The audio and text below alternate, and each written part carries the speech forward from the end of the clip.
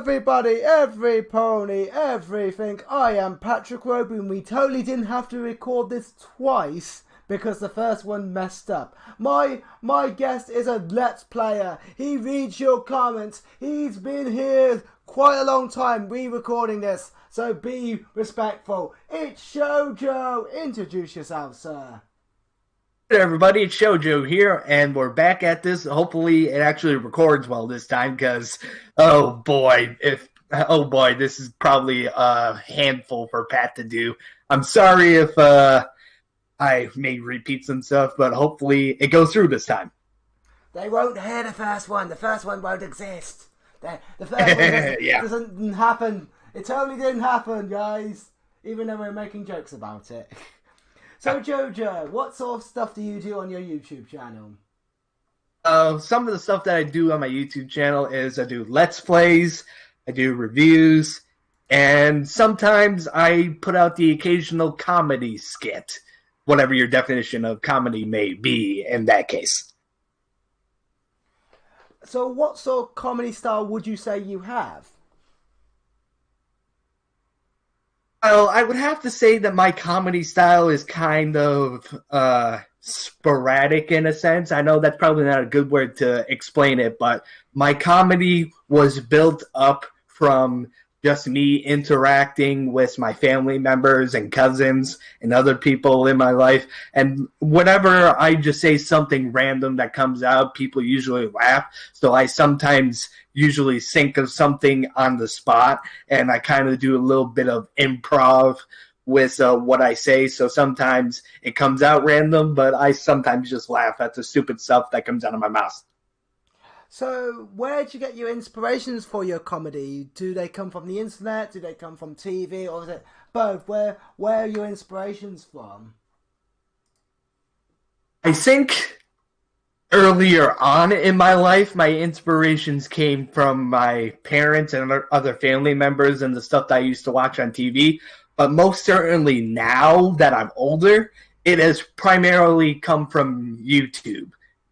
It has primarily come from the different content creators I've been watching and the other different people that I've been viewing some of their content from.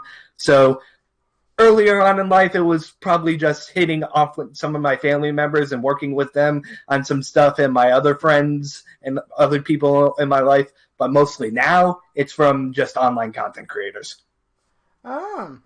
You also say you do gaming videos. What sort of games do you play, and how do you choose those games? Primarily, the games that I try to play the most are indie games, because while I do like AAA titles and I do find it interesting what big companies can do when they put out a game, I'm more of a fan of the more adventurous types of games, the games that probably may not work in a AAA sense, but in an indie sense, it kind of works a lot. And some of the games that I play are maybe just a little bit more pixelated and not too graphic intensive, because my setup that I have now can't play a lot of games. Well, scratch that. It can play a few bit of games, but it just can't record the stuff. So I'm kind of limited in what I choose to play. So that's why I play less graphic intensive games when I record stuff for my Let's Plays. But sometimes when I play stuff offline, it's more or less whatever indie games that I find that I can play. Ah, um, you do a series called Reading Your Comments. Where did you get the idea from that? Why, what's the main reason behind that series? Oh, that series! I love reading my fans' comments and just coming up with witty responses and replies to them. How that originated was I was watching this one YouTuber by the name of Jacksepticeye. I think you may know him because he's one of the biggest gamers out there on the platform. And the way that he just seemed to have a deep connection with his audience, and the way that he was able to just care towards his viewers with his responses to comments and such, it just made me want to try and connect with my audience in the way that Jack was doing. I replying to their own comments, because I do try my best to reply to comments as much as I possibly can whenever I think of stuff, but actually creating a video showing that I respond to stuff just kind of like deepens that kind of bond that I'm trying to build with my viewers. And I just figured that it would have been a great way to foster that care between my viewers and myself by creating the series that I'm still doing now. What sort of connections do you try to make with your viewers? Oh, even though it's probably very impossible for me to know all my viewers and know them kind of by name or by what name that they have on their YouTube channel, I try to foster that while we may not probably be on the level of best friend, we can laugh at a game together or laugh at an episode of a piece of media that I'd be reviewing together, or we can just be scared by something, or we can just find a deeper meaning and stuff together as we experience this medium that you, I, and everyone else is a part of. What video or video series are you most proud of?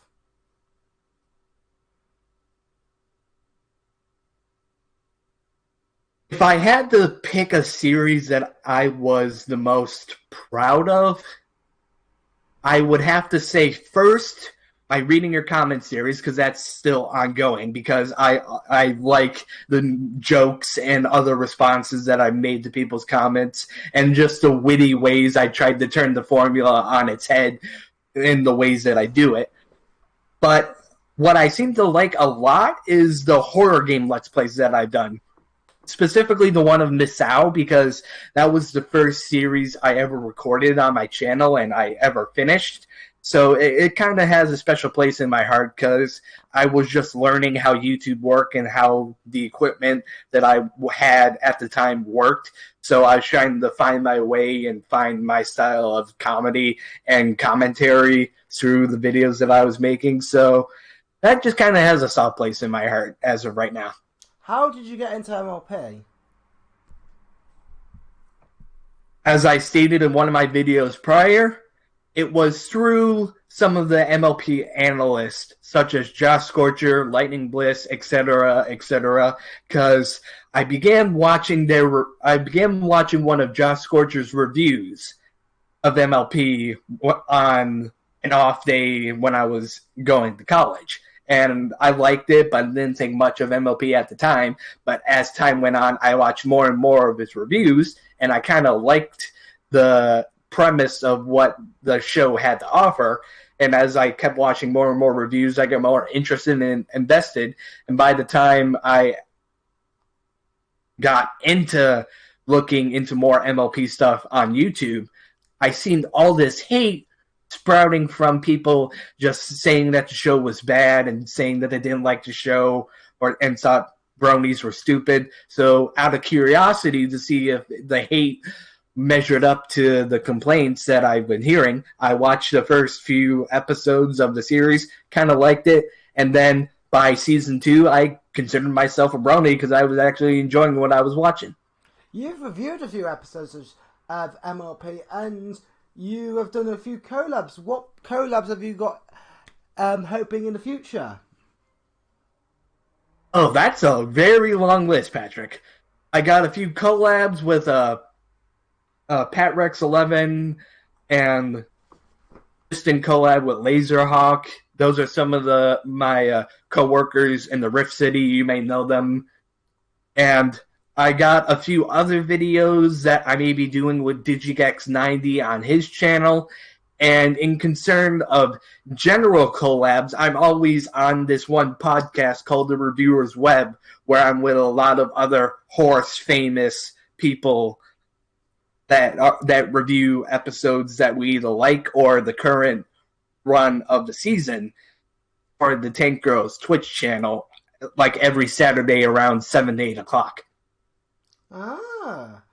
So that's a few hints for people excited for collabs and such. Hey, how did you get into the Rift City itself, and how did you get? Actually, I'll ask that first. How did you get into the Rift City?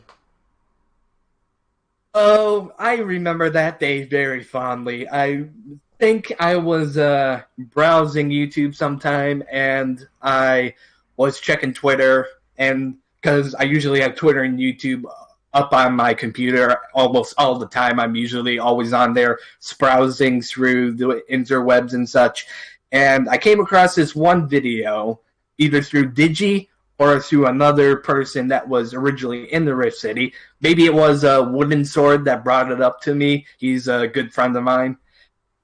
But there was this video that basically said that if you wanted to join the Rift City, you had to do X, Y, and Z and send in an application to be able to get onto there. And I figured, what do I got to lose? If I get in, I can make more friends and make more bonds with fellow co-workers and such, and probably just create some awesome videos. And if not, at least I tried. So sending in my application, and here I am now. You said you were part of the Reviewers Web. What reviewers are part of the Reviewers Web, and what stuff? What MLP episodes have you reviewed so far as part of the Reviewers Web? There is Fiora the Tank Girl. She's the host of the Reviewers Web. She's the main moderator of all of us. There's Jasper Pie, Lightning Bliss, the Wilsonator, the Brony Critic. He's around about the same size of a channel that I am. And then there's Moonlight Bird. I don't know his YouTube handle, but I know his Discord handle is a Moon Knight. And I think there's also, can't remember any more of them. Sorry, Pat. Those are just the ones that came off the top of my head. We apologise for all the other people in that group. We completely not apologise. You know who you are, and you are just very awesome. I'm glad to be a part of that group with you guys and do the stuff that we do every Saturday. You're very lucky to be part of so many groups and be able to do so many videos. If there's one thing you could say to this audience, what would it be? There was one thing that I could tell the audience that's listening right now, is that you can do anything if you put your mind to it. Because look at me, for example, a goof that just plays games and reviews episodes of a pastel-colored horse show that has almost amassed over 200 people that thought my stuff was good enough to subscribe to and stick around to see. And I'm a part of all these different groups, and I've made all these friends and all these connections through the stuff that I've done. And I feel like that I've created these strong bonds with a few people. It's all because of you guys. It's all because of your guys' help and assistance with my channel. Well, our channel, because you guys are as much of an influence on it as I am to it on my own. It's just that without your guys' help, I wouldn't be here and be where I am today. So I have to thank you guys and assure you guys that you guys can do anything if you set your mind to it. Because, for example, look at where I am now. No, that's amazing to say. Would you like to plug your channel one more time before we close off? All right, the channel's name is Shojoe, and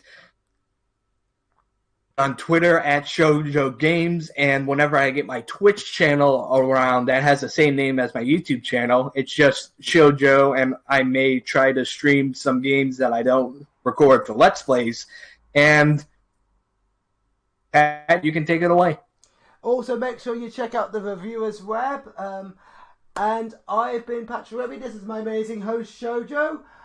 I thank you, and it's goodbye.